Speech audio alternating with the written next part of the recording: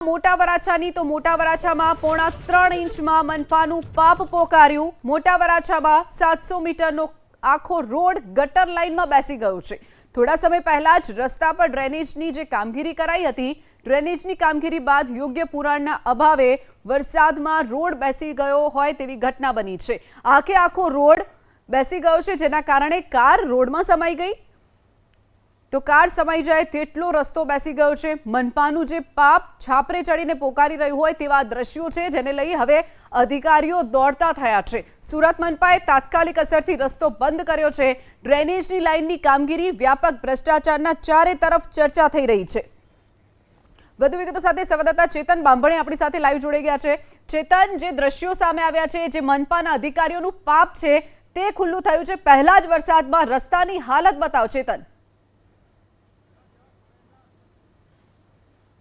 જી, મોટા વરાછા વિસ્તારમાં આ રસ્તા પર જોઈ શકાય છે કે અહીં ડ્રેનેજનું કામ કરવામાં આવ્યું હતું। ઉનાળા દરમિયાન અહીં ડ્રેનેજની લાઈન નાખવામાં આવી હતી, પરંતુ પ્રથમ વરસાદે આ જે ડ્રેનેજની લાઈન છે તેનું કેવું બોગસ કામ કરવામાં આવ્યું છે તેનો અહીં જીવતો જાગતો પુરાવો છે। પ્રથમ જે મુશળધાર વરસાદ પડ્યો અને આ વરસાદને કારણે જે યોગ્ય પુરાણ વગર જે કામ કરવામાં આવ્યું હતું તેની પોલ ખુલી છે। અહીં પ્રથમ વરસાદમાં રસ્તો બેસી ગયો હતો, એક જગ્યાએની ઠેર ઠેર રસ્તો બેસી ગયો અને ભૂવા પડી ગયા હતા, જેને લઈને આ રસ્તો બેસી જતા તાત્કાલિક મહાનગરપાલિકાની ટીમ દ્વારા જેસીબી મશીન લાવી અને હાલમાં રિપેરિંગની કામગીરી શરૂ કરવામાં આવી છે। જો આ ઘટનાની વાત કરવામાં આવે તો હાલમાં આજે 3 જેસીબી મશીન છે અને 3 જેસીબી મશીન દ્વારા જે રસ્તો બનાવવામાં આવ્યો હતો તે રસ્તો ફરીથી તોડવામાં આવી રહ્યો છે।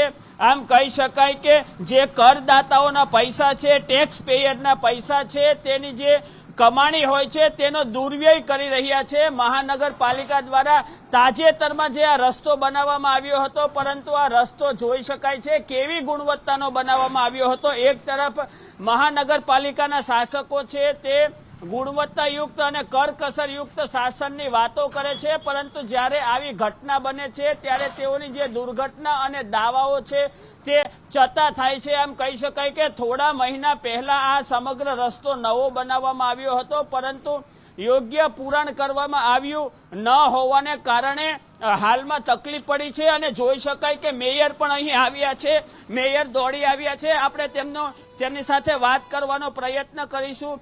એક તરફ ચૂંટણીમાં મોટા મોટા દાવાઓ કરવામાં આવી રહ્યા છે, બીજી તરફ શરૂઆતનો જે વરસાદ પડી રહ્યો છે અને આ જે વરસાદમાં આખી જે લાઈન છે, આખી જે પેનલ છે તે બેસી ગઈ છે અને હાલમાં અહીં સુરત મહાનગરપાલિકાના મેયર પણ આવ્યા છે। આપણે મેયર સાથે અને સ્ટેન્ડિંગ ચેરમેન સહિતના જે ચૂંટાયેલા જનપ્રતિનિધિ છે તેમની સાથે વાત કરવાનો પ્રયત્ન કરીશું। બેન, આ થોડા સમય પહેલા જ કામ કરવામાં આવ્યું હતું, હાલમાં પ્રથમ વરસાદમાં આ કામ ખરાબ થયું છે, તમારું શું માનવું? સ્થળ વિઝિટ પહેલા હું કરી લઉં, પછી તમને આપું ભાઈ। પણ બેન, સ્થળ વિઝિટનો કોઈ સવાલ નથી, આખા સોશિયલ મીડિયામાં વિડીયો વાયરલ થયા છે। સ્ટોમ લાઈન બેસી છે અહીંયા, અમે હમણાં માહિતી મેળવી છે, હમણાં કામ ચાલુ રહ્યું છે અને પાણીનું લેવલ તો આપ જોઈ શકો છો, આ માટીનું નીચે સેટલમેન્ટ થયું છે, તેને કારણે સ્ટોમ લાઈન બેસી હોઈ શકે એવું આ લોકોનું પ્રાથમિક તારણ છે। અમે પૂછીએ છીએ આ લોકોને કે એક્ઝેક્ટ શું થયું છે। સાહેબ, કાર્યપાલક ઇજનેર આવ્યા હતા, કાર્યપાલક કહું છું આ નીચે માટી સેટલ થઈ છે એને કારણે કદાચ રોડ બેઠો હશે। અમે પ્રારંભિક તપાસ કરીને આપને કહીશું કે આમાં શું થયું છે। હમણાં ખબર પડી જશે આજના દિવસમાં। તો સાહેબ, દોષિતો વિરુદ્ધ કોઈ કાર્યવાહી કરવામાં આવશે પ્રથમ દ્રષ્ટિએ?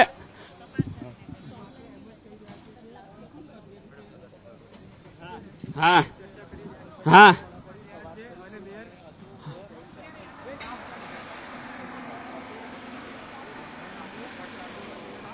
હા હા મેયર સાહેબ, આ વખતે ક્યારની પ્રી મોન્સૂન કામગીરી શરૂ છતાં કામગીરી સાત્વિક માહિતી લઈને તમને પૂરી માહિતી આપીશું। આખા સોશિયલ મીડિયામાં વિડીયો વાયરલ થયો છે, 2 મહિના પહેલા રસ્તો બનાવવામાં આવ્યો છે, છતાં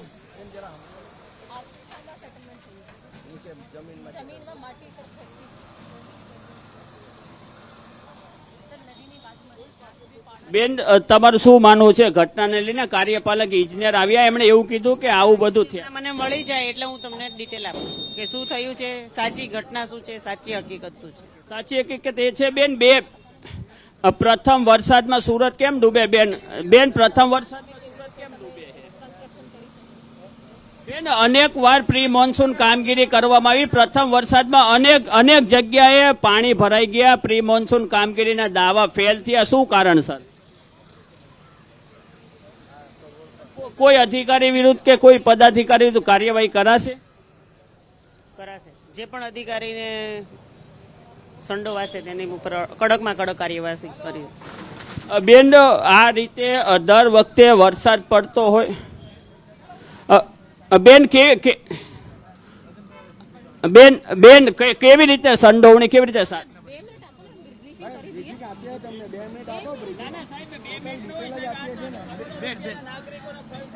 બેન કઈ રીતે સમગ્ર ઘટના કઈ રીતે તમે તાગ મેળવ્યો છે?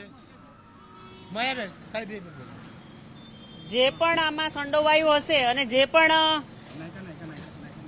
તકલીફ હશે તો અધિકારી ઉપર અમે કડકમાં કડક પગલા લઈશું અને વહેલી તકે તમને પણ શું સૂચનો છે તે સમજી અને હું તમને જણાવીશ. બેન 2.5 મહિનામાં રોડ બેસી ગયો, કેટલી ગંભીર બાબત. જે પણ હશે તે હું તમને જણાવીશ. પેલા સ્થિતિ હું સમજી લઉં, કઈ રીતે બન્યું છે તે પણ સમજી લઉં અને જે પણ અધિકારી હશે તે અધિકારી ઉપર કડક પગલા લેશું અમે. બેન, વર્ષોથી તમે સુરતમાં રહ્યો છો, હવે તપાસનું ન હોય પેલા વરસાદમાં તપાસ તો કરવી પડે ને. તપાસ કરીને તમે અધિકારી ઉપર કડકમાં કડક પગલા લેશું અને જે પણ જનતાના હિતમાં લેશું. જનતા હેરાન થાય છે. કોન્ટ્રાક્ટર બી હશે તો કોન્ટ્રાક્ટર બી કડક પગલા લેશું અને અધિકારી હશે તો અધિકારી પર પણ કડક પગલા લેશું. જી, આ હતા મેયર. તેમણે સ્પષ્ટ જણાવ્યું છે કે જે પણ કોઈ અધિકારી કે જે કોઈ દોષિત હશે તેમની વિરુદ્ધ કડક કાર્યવાહી કરવામાં આવશે. પરંતુ જોઈ શકાય છે કે સમગ્ર રોડ બેસી ગયો. જે રોડ 2 મહિના પહેલા બનાવવામાં આવ્યો હતો તે રોડ જોઈ શકાય છે સંપૂર્ણ બેસી ગયો. આમ જે મહાનગરપાલિકાની જે કામગીરી છે તેને લઈને ક્યાંક ને ક્યાંક સવાલો થઈ રહ્યા છે. ત્યારે હાલમાં અહીં પદાધિકારી પણ આવ્યા છે. આપણી સાથે સ્ટેન્ડિંગ ચેરમેન રાજન પટેલ છે, આપણે તેમની સાથે પણ વાત કરીશું. ગયા વખતે પણ આ જ રોડ પર આગળ બેસી ગયેલું હતું, કારણ કે જમીનનું સેટલમેન્ટ થયેલું હતું. અહીંયા પાળો પણ નથી અને એને કારણે આવું થાય છે એવું એ લોકોનું કહેવું છે.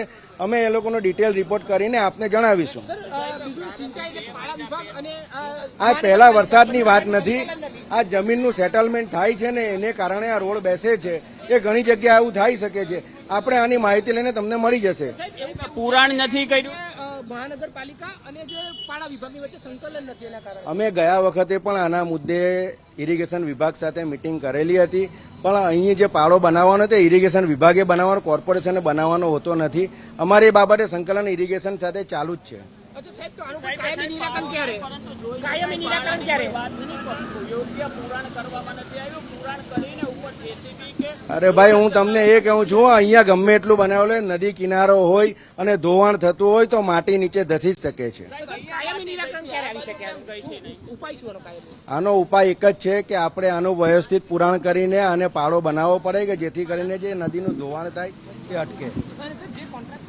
એને તો જે રિપોર્ટ આપ્યો છે તે પણ હું એ જ કહું છું, આપણે 2 દિવસમાં આનો ડિટેલ રિપોર્ટ માંગ્યો છે અને જે જવાબદાર હશે તેના પર પગલાં ભરાશે.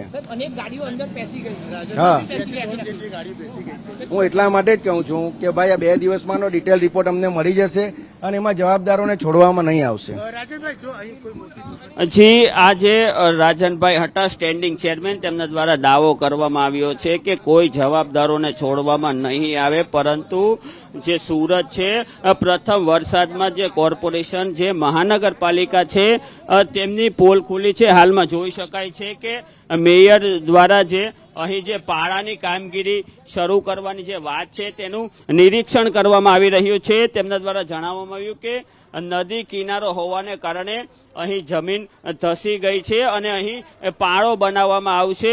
જે સિંચાઈ વિભાગ છે તેમની સાથે સંકલન કરી અને પાળો બનાવવામાં આવશે. હાલમાં કહી શકાય કે મેયર સહિતના જે મહાનગરપાલિકાના પદાધિકારીઓ છે તેઓ અહીં સ્થળ વિઝિટ માટે આવ્યા છે અને સ્થળ વિઝિટ કરી અને હાલમાં તેઓ અહીં નિરીક્ષણ કરી રહ્યા છે અને જે દોષિત અધિકારીઓ છે તેમની વિરુદ્ધ કાર્યવાહી કરવાનું રટણ કરી રહ્યા છે, પરંતુ સૌથી મોટો સવાલ એ છે કે અધિકારીઓ દોષિત વિરુદ્ધ કોઈ પણ પ્રકારની કાર્યવાહી થશે કે પછી દર વર્ષની જેમ તપાસ અને અંતે જે નાગરિકો છે તેમના જે પૈસા છે, સામાન્ય જે ટેક્સ પેયર છે તેમના પૈસાનો વ્યય થશે.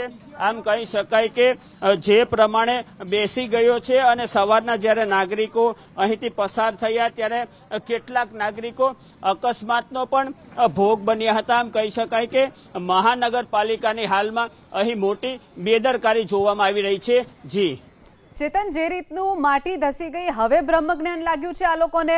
મનપાના જે અધિકારીઓ અત્યારે પહોંચ્યા છે, શું નાટક કરવા ત્યાં પહોંચ્યા છે, ફોટોગ્રાફી કરવા પહોંચ્યા છે? જ્યારે આ રોડ થોડા સમય પહેલા બન્યો છે તો પાળો બનાવવાની એ લોકોને પહેલા બુદ્ધિ નથી સૂજી?